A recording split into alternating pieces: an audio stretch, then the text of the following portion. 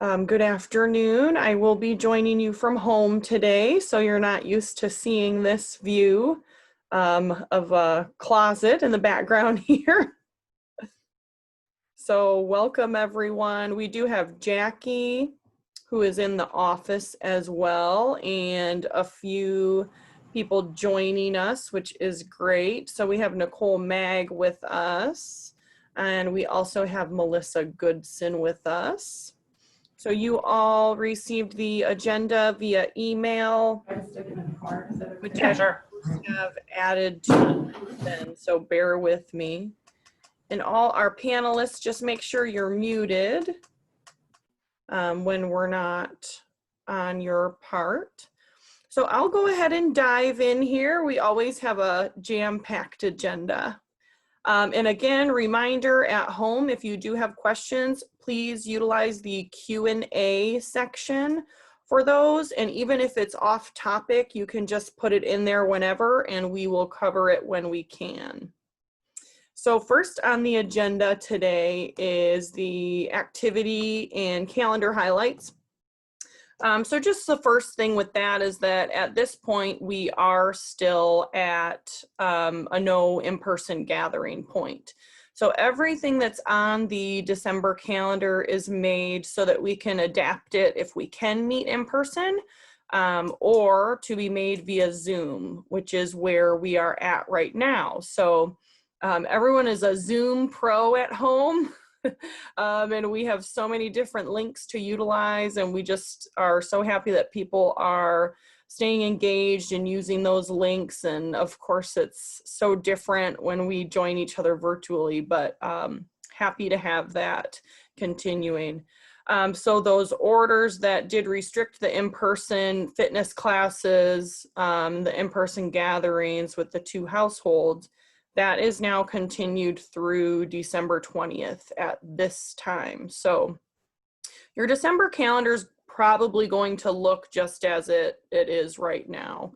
So just going through some of those things to remind you, the bingo signups, we are doing that virtually, which has been a riot at home. So just reminder to sign up for those so that we know to put the bingo card in your box for you to pick up. So the next 2 bingo sessions are the 14th and the 28th. So just remember to sign up for those. And they're at 2:30s on those Mondays. I know it's a little bit different. We used to have it at 3 o'clock, but it is 2:30 on December 14th and 28th. And the sign up sheets are in the book for you. Puzzle Fridays continue. We just wanted to give you a reminder with those that if you want the answers, Jackie does always post the answer sheets on the bulletin board in the mail area. So if you were stumped on something, just check those out. She posts them typically on Mondays. So those will be the next 2 Fridays here. Jean's drawing class, we've been enjoying that virtually as well. And a huge thanks to Jean for continuing that for us. And our residents that are participating, thank you for doing that. The 16th, making sure that date's right, yep, is the last date for December. So then we'll pause until 2021, and then we'll figure out what to do in the new year. So December 16th is the last drawing class with Jean for December. The 17th of December, a little bit what you don't know, on the calendar it does say the cocktail deliveries. So we're looking forward to going around to all the cottages before the special Christmas meal to deliver some cocktails. So we will have alcoholic and non-alcoholic options as we always do. We will also have a special caroler going throughout the community. So even if you're not interested in a drink, something like that, just be sure to step out on your porch to see our caroler coming by. We're excited for that. And there will be another special guest from a faraway place. So just be sure you are around your porches on the 17th. We will start going around at 3:30. Don't have to sign up at all for that. Just do your typical meal order, but you will see us around in the golf cart starting at 3:30. And then the last thing that just requires a little reminder for the sign up side of it is on New Year's Eve, December 31st. Be sure you are signing up for the pizza handout and champagne toast takeaway. So be sure you sign up as you have. I know Jackie has that event down to a science. So just be sure you sign up, and then she'll reach out to you for your specific order in terms of your pizza. So we're excited to include the champagne for a toast this year too. So that takes us through the December events. And again, anything that I email out for our folks that don't have email, we do print out that information for them and put it in their box, because we do have some folks that are not on their email as regularly. So just stay tuned for updates, because things can change very quickly in terms of those activities. And if you needed a link or anything like that, just a reminder to save what I send you maybe onto your desktop so you have easy access to your links, because we'd hate for someone to miss something if they didn't have a link. So now, any questions on events, anything like that, you can go ahead and put them in the Q&A area for me. And I'm just pulling up our agenda here to see where I am going to next. So anything you'd like to add in there, go ahead. And even if I need to come back to it, that's totally fine. So next I am going to our sales and marketing update. So I always like to give you an update on what's going on with those cottages. As you know, we did have some cottages end up empty. So our reserved cottages at this moment are cottage number 54 and cottage number 25. So we'll be seeing a move in to cottage number 54 mid-January. And then we'll be looking at a February, probably mid-February move-in date for number 25. Jackie is hard at work every day. You all see her around the community and going in and out of all of those vacant cottages, and everyone is working very hard to get those ready for people. We do expect that cottage number 58 will be reserved very quickly as well. So available cottages with that is number 10 and number 58. But with Jackie on the case here, they're not going to be available too long. So thank you, Jackie, for all your hard work with those cottages. You know, she's always on the phone. She's always touring somebody. So you are very much appreciated on our team, Jackie. And then I just wanted to cover that our tour procedure does remain the same. So anyone that is coming in for a tour, we are screening them with the temperature checks and continuing to ask if they've had symptoms or any exposures for COVID-19 prior to them arriving at the Cedars. And we really try to limit tours. So we try not to show the same cottage to different people in the same day. We are not allowed to tour more than one household at a time. So, you know, a tour can't bring in their friends to come and see it at the same time. So we're still following all of those protocols. And a lot of people, since they have been here before, won't come into the community areas. They'll go straight to the cottage that they're looking at. So still following those protocols. And that's it for our, well, I guess I can just give you an idea of what's going on in 2021. Of course, so much is up in the air in terms of what kind of events we'll be able to have, but we do have our first event planned for February 10th, which is actually a virtual event just like this. So we will reach out to our wait list. It's kind of a more intimate event in letting them know how it is to live at the Cedars during COVID-19, how we have handled that. So it is a question that we get a lot, you know, what's it like to live in a community during a time like this? So that is a webinar in February that we're doing for our wait list. Beyond that, we just hope that we can continue marketing events like we used to enjoy, hosting lunches and Dexter days, things like that. So we just hope that we can get back to those kinds of things. So that covers our sales and marketing update, and go ahead and throw any questions you might have into the chat on that topic. And if I need to circle back, I certainly will.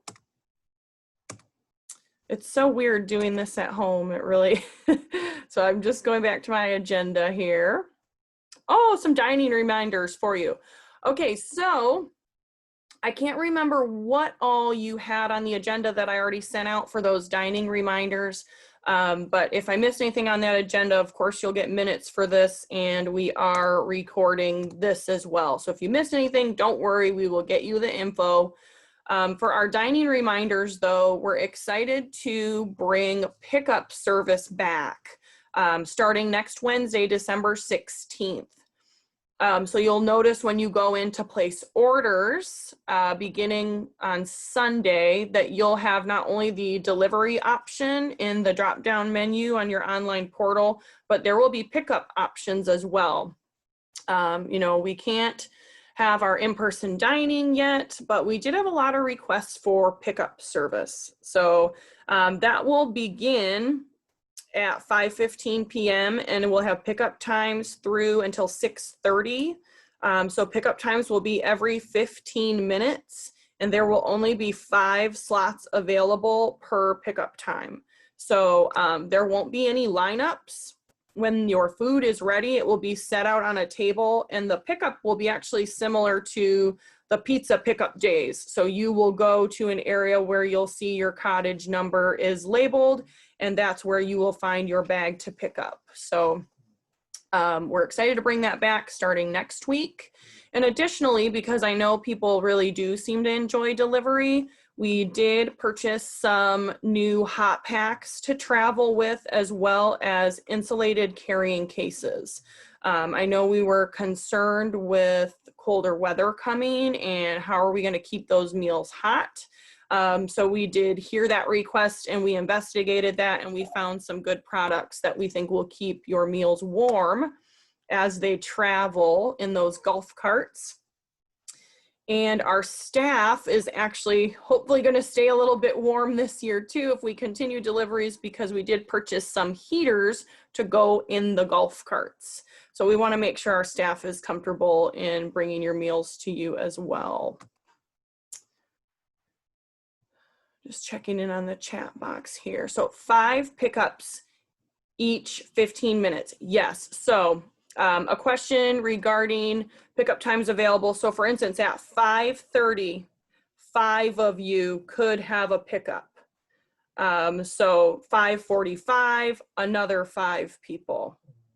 So hopefully that clarifies it. And then things will be spaced out accordingly.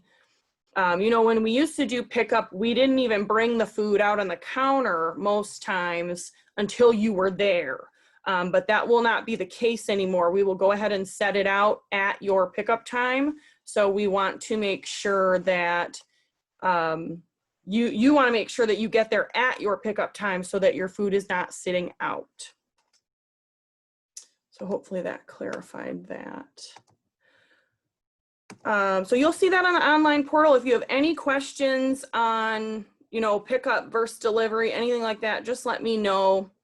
But even we are doing that pickup option, but free delivery will continue at this time. So your 2 options, pickup or delivery. Maybe some of you noticed on the online portal that your meal cycle was added to the main menu of the online portal. So before, it didn't tell you what cycle you were on. Since there are multiple cycles, now it does include that. So just check that out. If you're curious what your dates are when your quarter's up, anything like that, just let me know. We can always access that information for you.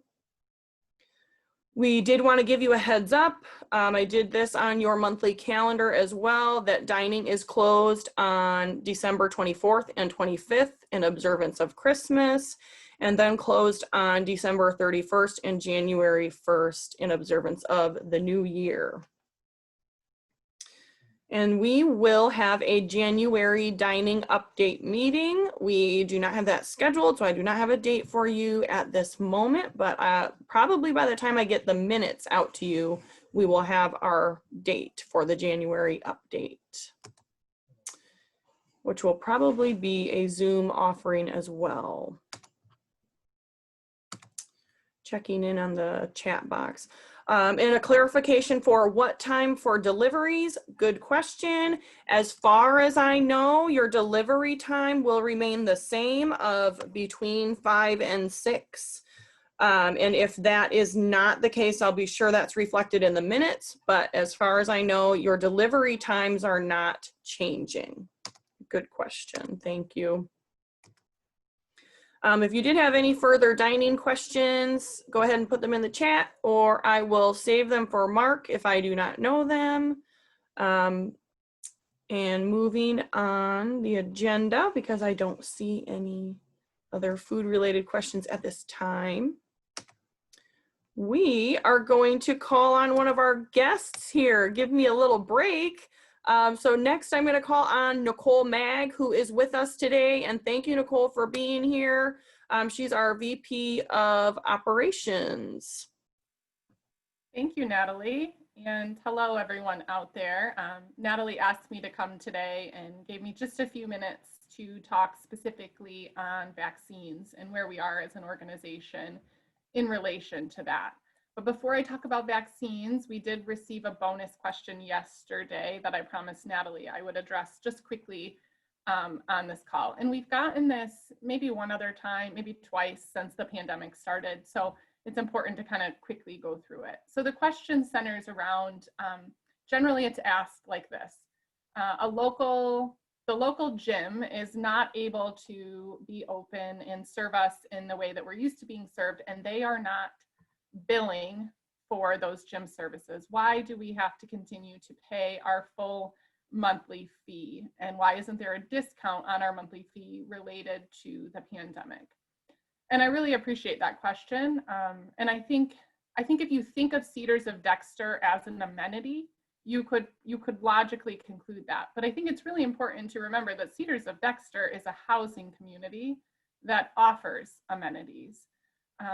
Cedars of Dexter is not an amenity. So it's, I think, sometimes more helpful to think of Cedars of Dexter like potentially an apartment complex that has a pool and a gym attached to it, or a condo association that has amenities that their residents can access. I haven't heard examples of those that live in apartment complexes that have a pool that isn't open receiving a discount on their monthly services, because primarily in a housing complex or in a community, and some of you may have seen Kim's financial presentation, the majority of the costs are not associated with the amenities that exist. They're generally centered around wages and interest and depreciation. So specifically for Cedars of Dexter, about 50% of the total costs, maybe even a little bit more, are made up of interest, depreciation, and team member costs.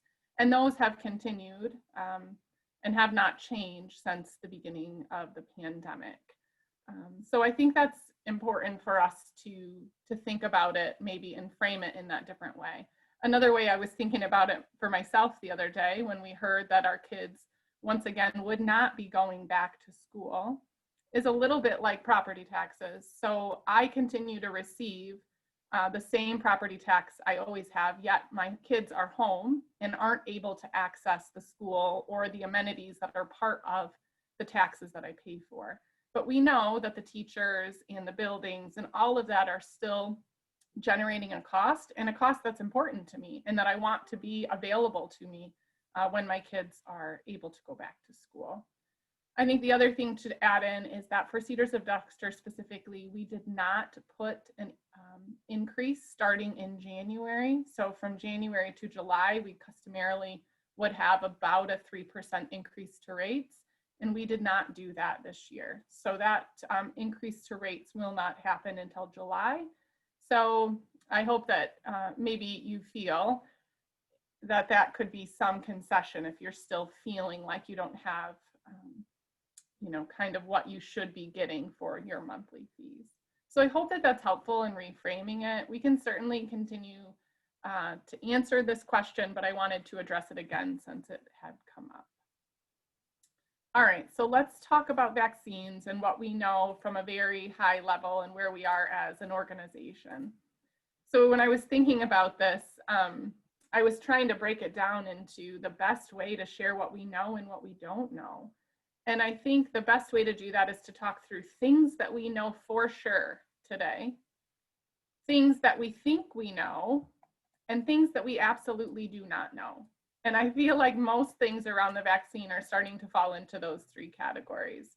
And yesterday you would have received a memo from Steve Fedico kind of outlining where we are as an organization and sharing that on our website, we now have a dedicated vaccine page that you can go and access some really good CDC, MDHHS, and AM.dot information around the vaccine. So I really encourage you to go there and review those resources and begin to educate yourself around the vaccine. But as an organization, the things we know for sure is that about a month and a half ago, we were approached by the Preferred Pharmacy Program. And in the United States, 2 pharmacies were chosen for this, Walgreens and CVS. And we were offered the opportunity to sign up with one of those pharmacies for our care areas only. So that would be assisted living and skilled nursing. We chose CVS and we signed ourselves up for that preferred pharmacy program. So we know that we are signed up with CVS, their preferred pharmacy program today. We also know that the prioritization of the vaccine is a very hot topic, and we know that the recommendations around that prioritization will come from the federal government through the CDC, but that the plans, the actual plans to be implemented, will come from the state of Michigan. So I think it's important for us to remember that there could be recommendations at the federal level, and currently they are. The recommendations are that healthcare professionals, workers in essential and critical industries, people at high risk for COVID-19 severe illness, and people over 65 are who the CDC is recommending is prioritized. And then the state of Michigan has to create a plan using those recommendations. And the state has drafted a plan. So on our website, if you wanted to go read that plan, it exists. And in the MDHHS plan, it starts to high level talk about who will be the priority. But I will tell you it is not very specific. The most specific that they get is those direct care workers in the hospital industry. And then it talks about individuals that are over 65 and specifically in long-term care facilities. But there's not much more than that in the draft plan from Michigan today. So really, in my opinion, those are the 3 things we know: that we've signed up with CVS Pharmacy for our care areas, that recommendations will come from the federal government, and the plan will come from the state.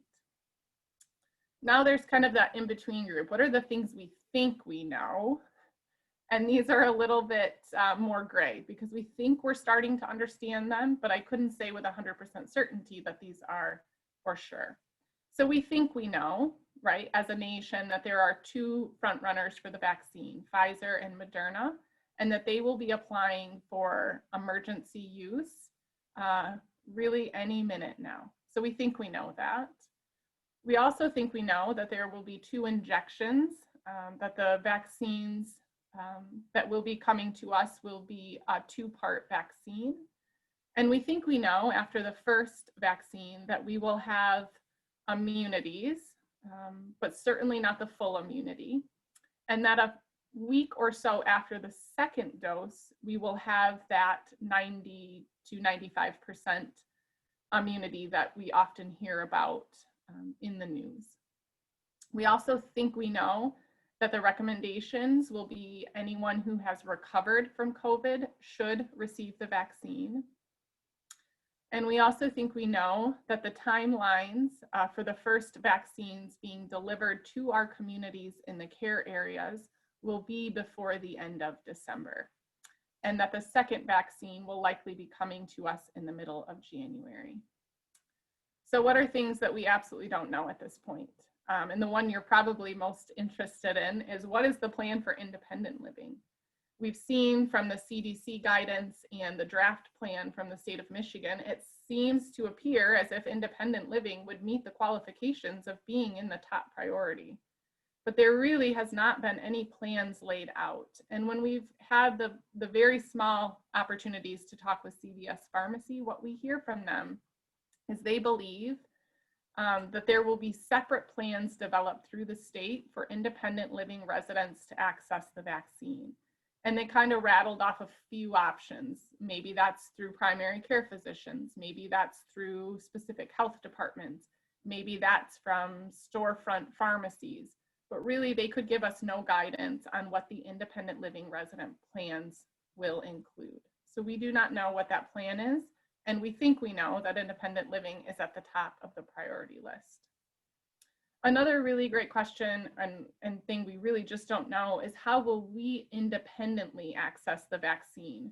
If you think about us as an organization doing our flu clinics, we're pretty good at doing flu clinics, and it's really a very simple process. If we call the flu vaccine manufacturer and we buy the vaccine, it's delivered to us, we store it, and we administer it in a clinic.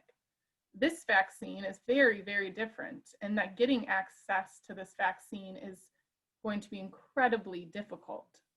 So we do not know how or if we as an organization will be able to access the vaccine. And I think that's important for us because one of the questions we often get is, are you going to offer clinics? Offering clinics will be completely dependent on our ability to access the vaccine. And we do not know if or how we will be able to do that yet.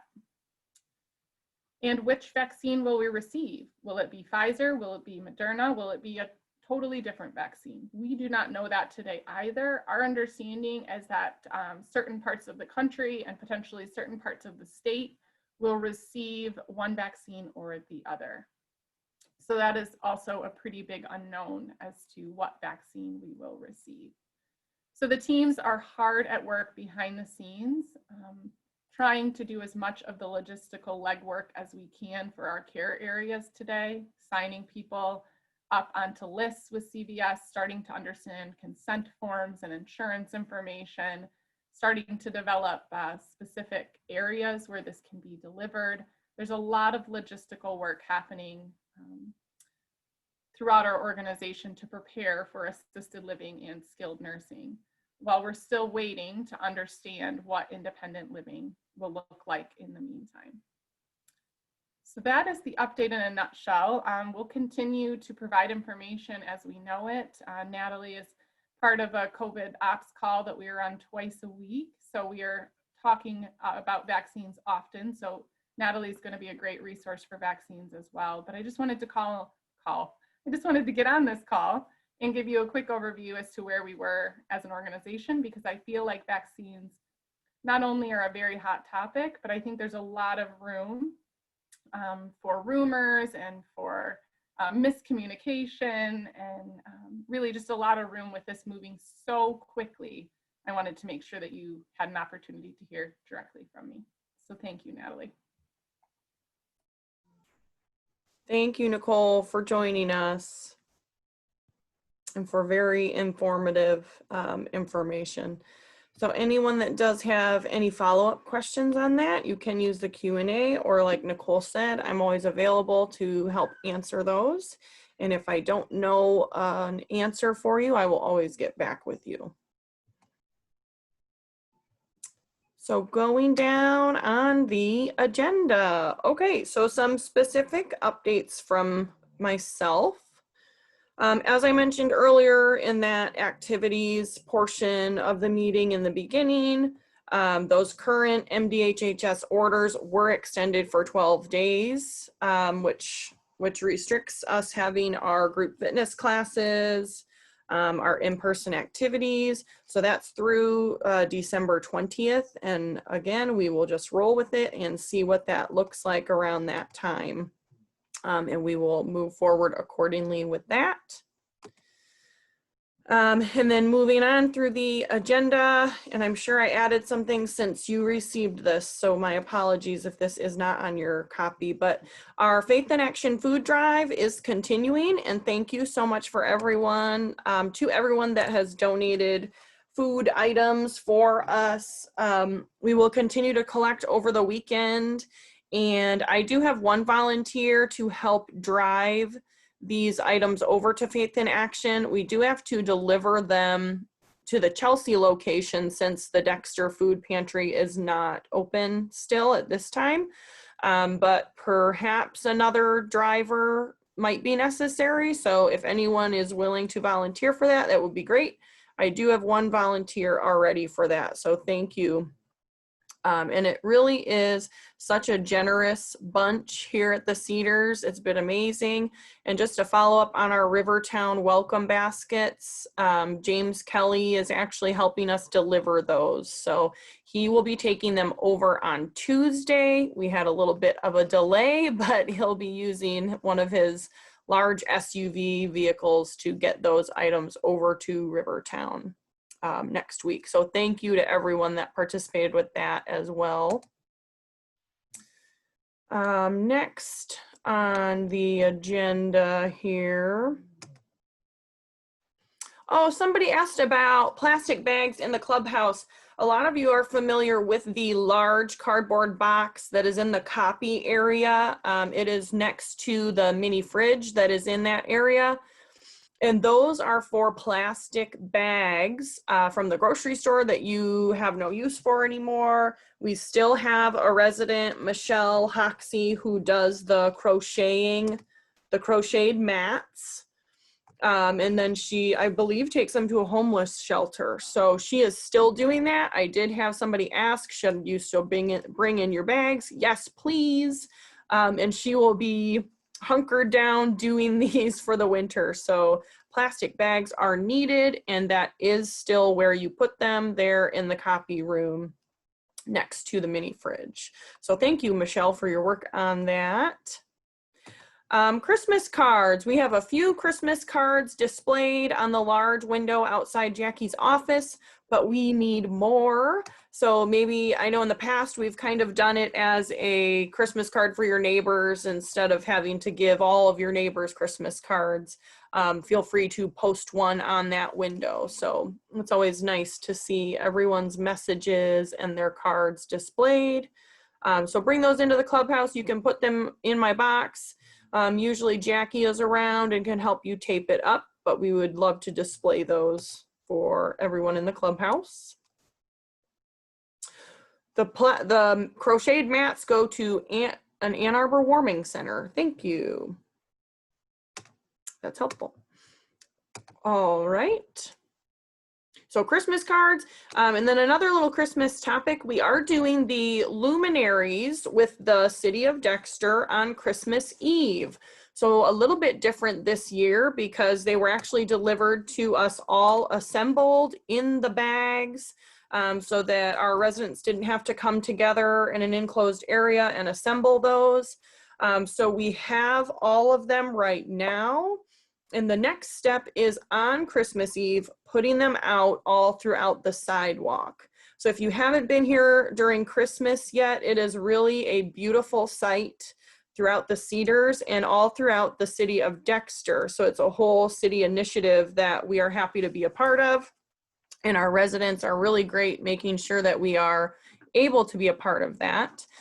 So I do have a resident, Daryl Albright, that is somewhat taking the lead on that. So if you are interested in putting out the luminaries on Christmas Eve, please contact Daryl for that. And he always has a nice team together that day to put them all out and to light them. And I love seeing the pictures of that. So thank you, Daryl, for leading that up.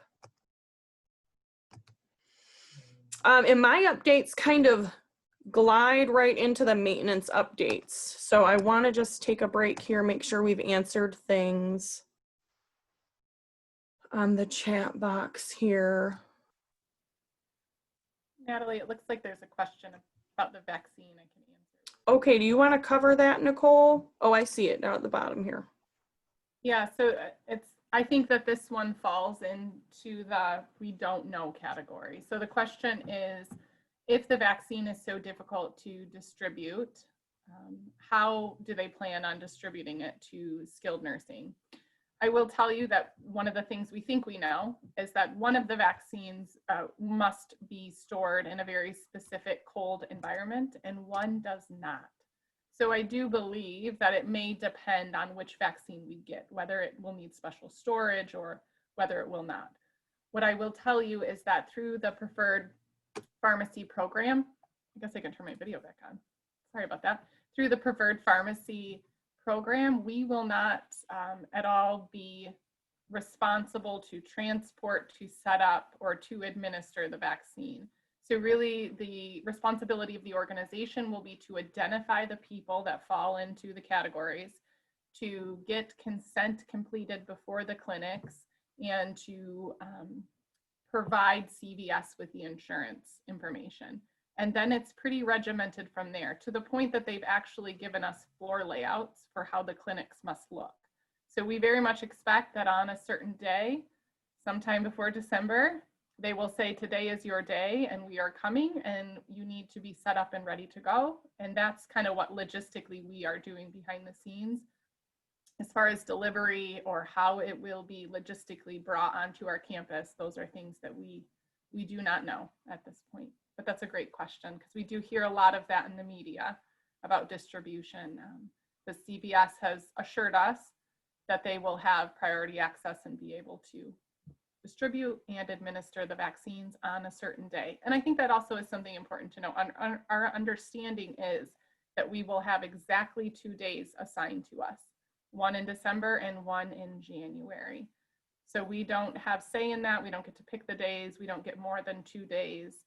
And I think that reiterates the idea that having access to this vaccine is going to be very, very limited. So thank you for that great question. Thank you, Nicole. And yeah, good questions out there. Nicole did say, and of course in your memo, it does tell you to go right to the website for more information. And so that is right at www.umrc.com. There is a banner right across the top. You cannot miss it. Click right on it. It does have some additional just helpful links that could give you, again, what we know in the country, what we know in the state. So helpful information will be there and will continue to be updated on there. So it's a good resource to keep in mind. So I'm cruising back to the agenda here and I'm going to the maintenance update. And I let Jim off the hook today because he's very busy, so he's not with us today. But Jim and I always get together and make sure that I'm covering things appropriately and giving you all a heads up on what you need to be aware of. So the first thing that was on that agenda is housekeeping. So just our normal with housekeeping, we're always telling you to remain flexible, and we're so grateful that you are, and especially lately because we do have a lot of cancellations. We have cancellations that we know of in advance, and then we have cancellations that happen the same day. So your flexibility is appreciated. We did rearrange the schedule for these next couple weeks based on those current cancellations. And then, as you know, the holidays, we have 2 holiday weeks in a row, and we will do as we normally do and see if folks are canceling for that as well, so that we have a better idea of when your time will be during the week. So your flexibility is very much appreciated. But on that topic as well, as we get close to 2021, we have a visitor in here. We will have another schedule for the year. Hi, Cameron. Hold on, buddy. So you will have a brand new time slot. So typically you have a different day, and then if you were in the morning, your time will then be in the afternoon. So if you were that 9 a.m. time slot, you won't be that again. Why don't you just come say hi, buddy? Hi. Do you want to say hi? Usually I show a picture of them, so you get the real deal today. All right, bud. Okay, so that's the housekeeping update, and you'll have a new schedule. Usually we don't do it the first week of January because we are getting back from that holidays. So it's usually mid-January is when this starts.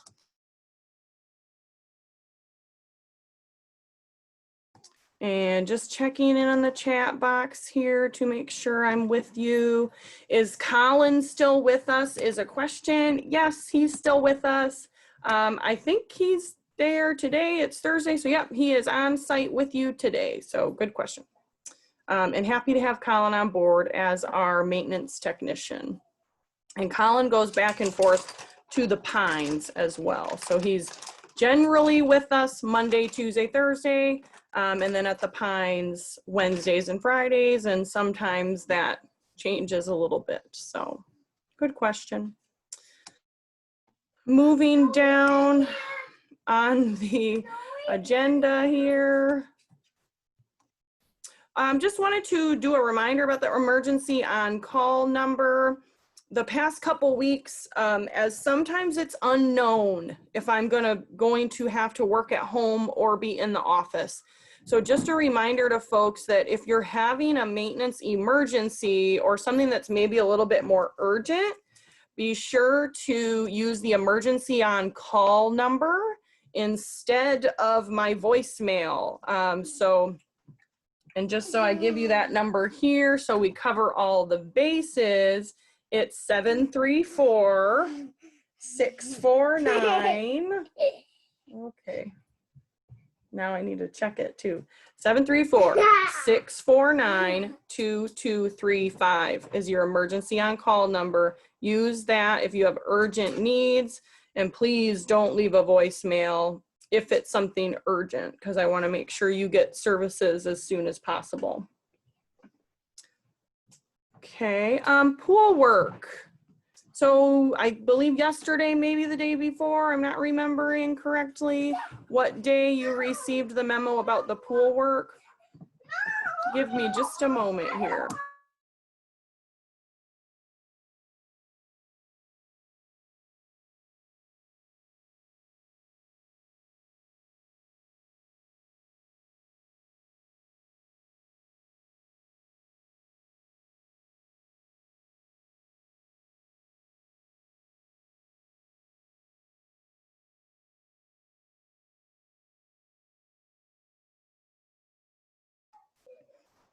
Okay, my husband's on lunch break here, so life happens, as Kim Hoppy reminded us on her sessions with us. So thank you, everyone. So the pool work memo you received yesterday or the day before, informing you about the Marsite project, the redoing the tile in the pool.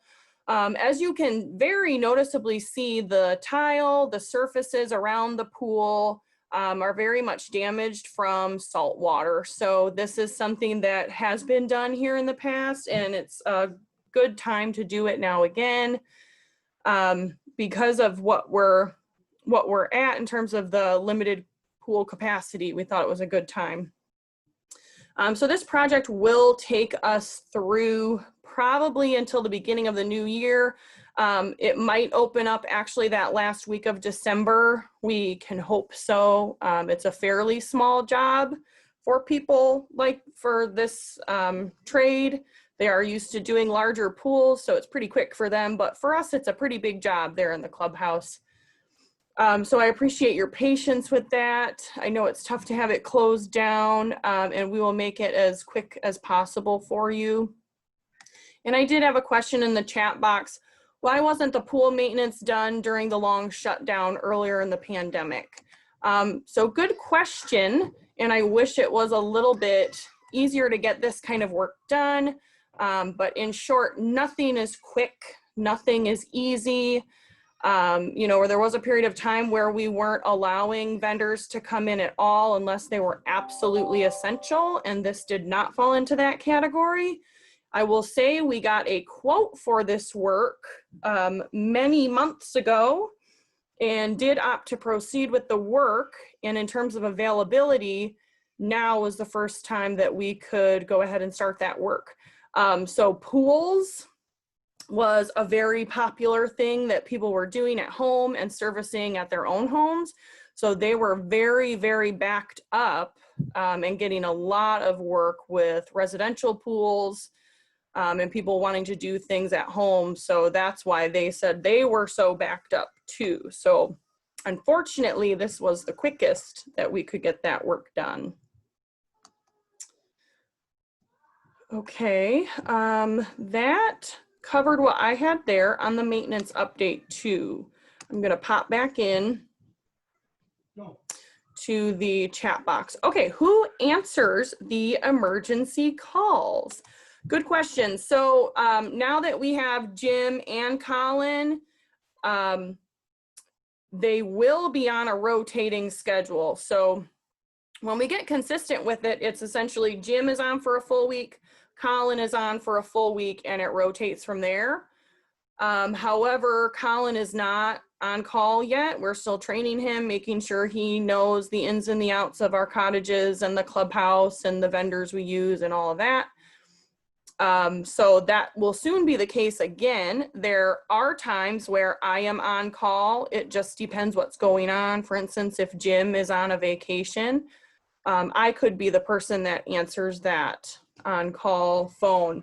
I wouldn't be doing the work for you, so don't worry about that. But just so long as somebody answers it. And the thing with that, it's always good to remind you too, sometimes we get FaceTime calls on that. FaceTime will not work. We don't recommend FaceTime unless we tell you to FaceTime for some reason, because the number routes to different phones. So that number can be routed to my phone. It doesn't mean that I'm carrying that physical phone, but it's routed to my phone.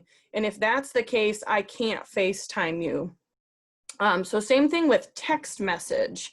If you text that phone, it only goes to the physical phone. So a little confusing, but always call. Don't FaceTime, don't text, leave a voicemail. It's kind of our standard if we get a call, because it gets a lot of random calls, because it could be vendors, solicitors, of course. If you don't leave a voicemail, it's kind of our standard that we don't call back unless we know the number.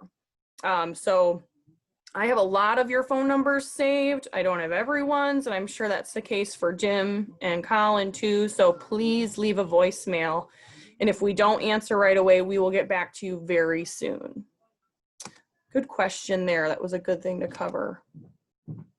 So anything in the Q&A, I am up to date at this time, and I'm going to turn it over to Melissa at this time, here from the foundation, and she's going to give us a little update.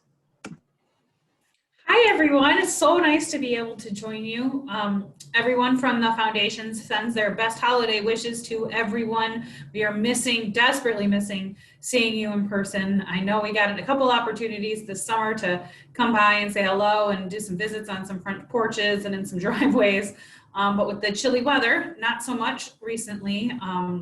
We have had a chance to do some Zoom calls with folks as well, but it's just so very different than when we can be in person. And so we are missing you so very much, and we cannot wait to come over and hopefully have a non-virtual gathering with you very soon. Seeing that it is the holiday season, I know that one of the things for those of you who have been around the Cedars for a few years now might be looking for is our Tree of Life project that we do. It is, in the past, we have been able to, basically if you wanted to make a donation in honor or memory of someone, we would put their name on a little ornament and put it on a tree that we keep at the clubhouse there over at the Cedars, and then we would send it to them or a family member, whomever you recommended we send it to after we took the trees down. Because of COVID, we know that people aren't coming and going from our destinations where our trees have usually been in the past, and we needed to streamline the process quite a bit. So all of you should have received a notification about this in the mail. and a way that you could donate to still do that card in honor or memory of someone. The cards this year, we've done these little tiny ornament seed cards in the past, but the cards this year are more of a postcard size. They are still a seed card, and they have a little spot to make a little message on the back. So you can send these to somebody as a nice, we've had people send them as kind of Christmas cards, which has been really lovely, or just a little nice message to folks, just saying, thinking about you, or if you lost a loved one, just saying, thinking about you, honoring that loved one. And then these seed packets, you throw them in your garden in the beginning of the spring, and they turn into lovely little wildflowers. So we do have that option for you to still participate with us that way. Natalie, if I send you maybe a couple flyers about how the process works and how and where they can send those donations to, or those things you might be able to put in the mailboxes for me? Yep, that'd be great. Great. I can go ahead and do that for those of you who might have missed it coming through the mail. I know at this time of year, you get all kinds of mail from all kinds of different places. So thanks to all of you who have already done a Tree of Life donation to us, and looking forward to seeing some more of those come through. I get the pleasure this year of writing the little messages to folks, and it really does lighten my day just to see a quick, I love you, Dad. I love you, Mom. I remember this about this. So it's been really fun. So we will have that available for you. And if you have any questions, you're more than welcome to reach out to me. Additionally, I just wanted to share that one of the things that the foundation has been focused on recently, and not because we intended to focus on it, mostly because the sense of the pandemic has put a little fire underneath some folks to really think about legacy giving. What do they want to do? Kind of how do they want to set up their will? God forbid we have another pandemic. But if we did, what would that look like for you? And what would that mean to you? And so we've been having a lot of conversations with our residents and asking them if UMRC is potentially a part of that legacy gift, if they would consider, so they've been so happy as being a resident here that they would like to continue to support our benevolent care program or our scholarship program or our life enrichment program.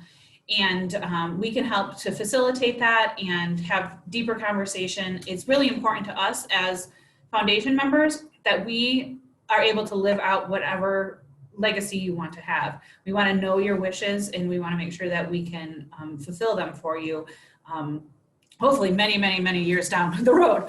But if you are interested in learning more about that, I'm happy to answer those questions, happy to talk more about the potential ways that you can give, whether it be a gift now or later, or through a stock option or a charitable gift annuity. There's all kinds of different ways to support the foundation. And I'll even say, even not our foundation, I'll happily talk to you about how to support another foundation if you're interested in doing that. I just want to make sure that you are happy and feeling really fulfilled about what your legacy may look like. So as we think about the time for giving, I'm happy to have those conversations with you, and please feel free to reach out.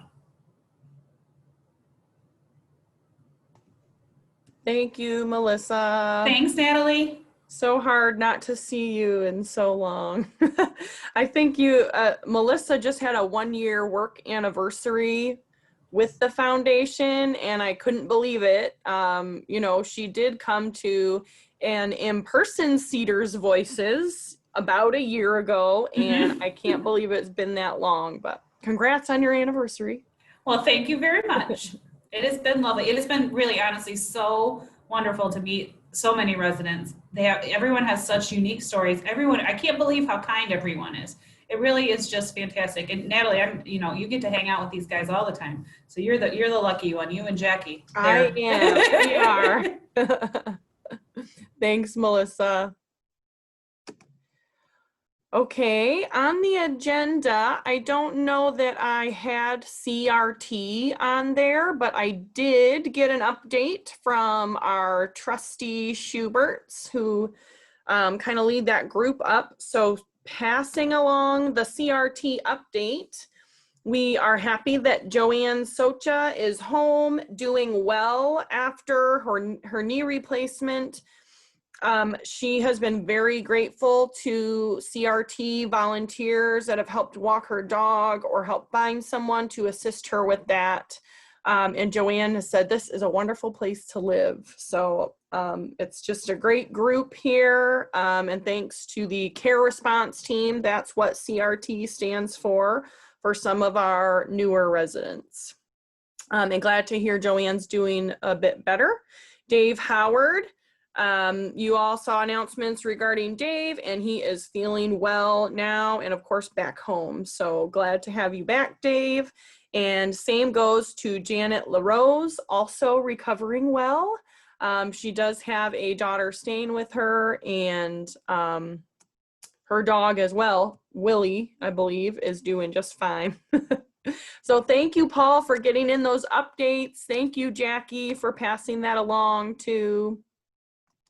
And again, if you're interested in the CRT and learning more about the care response team, Paul and Connie Schubert are good people to reach out to. So I'm down on the other section. I don't have any questions or topics in the Q&A right now. Thank you for such great questions today or comments. Lastly, I do have another guest for us, and we are not able to do our typical prayer group. So some of our newer residents that have never experienced an in-person Cedars Voices might not be aware of this, but we had a group of residents that met together after Cedars Voices and came together to pray for others, and people would submit prayers for them. And that was our prayer group that met monthly. So it was always nice to have them gathering after Cedars Voices. And of course, we haven't been able to do that in so long. But I did want to call upon Margie Van Meter, who hopefully is here with us. And she's going to end our meeting in prayer. So Margie, whenever you make sure I get the right, we've got Marge and Margie out there. Let me make sure I get the right one. Okay, Margie, whenever you want to unmute, I think you can go ahead. I'm here. I would like to say that prayer resource is still available. We don't meet in person or on Zoom, but I send out to the people that have participated as prayers in the past and let them know of the need. So those people that you just mentioned, we have prayed for, and some others as well. So if you have a desire for prayer for yourself or someone, let me know and I'll notify the others. Or if you'd like to volunteer as to be one of the people who pray, let me know that also. And before I go into prayer, I'd like to point out there are currently two religious festivals of light occurring at the same time: the Jewish Hanukkah and the Christian Advent. Hanukkah is an 8-day celebration of the Jewish event occurred between the time of the Old Testament and the New Testament, when the temple at Jerusalem, which had been taken over by the Syrians, was reclaimed by the Maccabees and dedicated again. And in the commemoration, they only had a 1-day supply of oil for the lamp in the temple. But divinely, it lasted. This 1-day supply lasted 8 days. And that's what is celebrated. And it's celebrated with the menorah. The menorah has 8 candles for those 8 days, and it has the center candle called the Shema, which is the servant candle used to light those 8 candles. And the Hanukkah this year begins on December 10th in the evening. That's tonight. And most Jewish families have a menorah in their home, and that's good given they can't get together now and celebrate so readily. So they will light one of the candles tonight, and then each night they will have this prayer and a song they usually sing, lighting a candle. And this story does not appear in the Torah, the Jewish holy book, because the event that inspired it occurred after the Torah was written. It, however, is mentioned in the New Testament, in which Jesus attended the Feast of Dedication. Advent means coming in Latin. This is a meaning, this means Jesus coming into the world. Christians use the 4 Sundays and weeks before Christmas as Advent, and it's Advent's important because it helps us focus on the true meaning of Christmas in spite of all the secular activity. And it's commemorated in the light and candles with a wreath that contains 4 candles. 3 of them are somber purple ones, and 1 is a more joyful rose one, and representing the themes of hope, peace, love, and joy. Both Hanukkah and Advent celebrate sessions of light and use candles to do so, celebrating God's divine provision of light in the world by the temple oil lamp lasting 8 days instead of 1, and the Savior Jesus being the light of the world. But this past April, a dark, sinister agent entered the world, the COVID-19 virus. So given the blessing of celebrating God's past provisions of light, we pray as instructed in 2 Corinthians. So we don't look at the troubles we can see now. Rather, we fix our eyes on things we cannot see. For the things we see now will soon be gone, but things we cannot see will last forever. Help us keep our eyes and hope fixed on you, our Lord and provider, as we mask up, keep social distance, sit alone in our condos, and do what we can as we pray for protection and victory over this virus for ourselves and for the world. Heavenly Father, we worship your divinity, your power, your provision, and raise grateful hearts for the protection from the virus at the Cedars, for our safety, and ask the same for the state, the country, and the whole world. Heavenly Father, we come to you weary from the monotony and loneliness of this isolation. We come to you seeking your shelter where we know we can find security and rest in your presence. Father God, we know you can help us during these trials. We will try to wait patiently without complaining for you to be sovereign and work things out for our good.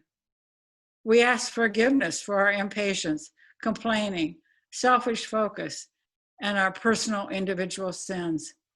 For these, we are humbly sorry.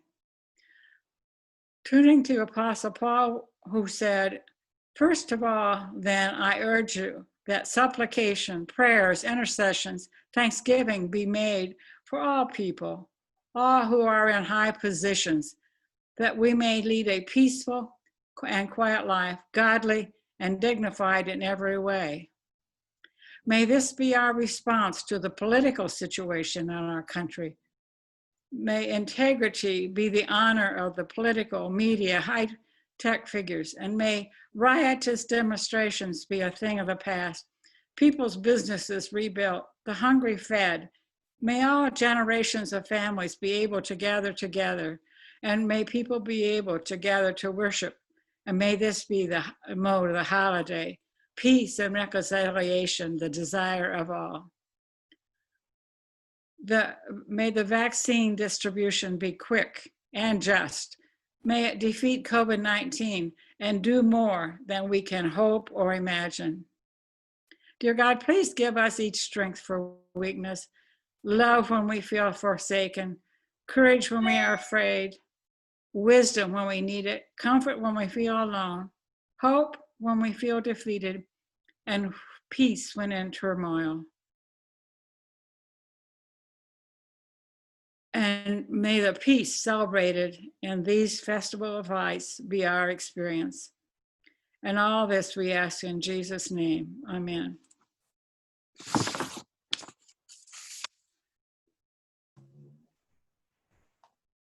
Just want to say a special thank you to Margie for taking the time and sharing those thoughtful words with us. Thank you, Margie. And thank you everyone for coming today. And Melissa, Nicole, thank you for being with us. And Merry Christmas, Happy Hanukkah. Thank you all. Bye-bye.